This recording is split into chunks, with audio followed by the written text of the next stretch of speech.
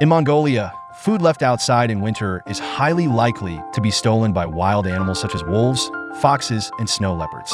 During the winter months, when food is scarce, these animals have a keen sense of smell and can quickly detect food.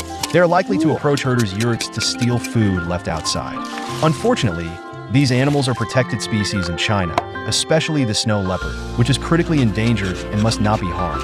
Herders, besides driving them away, can only make simple freezers like the one shown in the video to store food outdoors.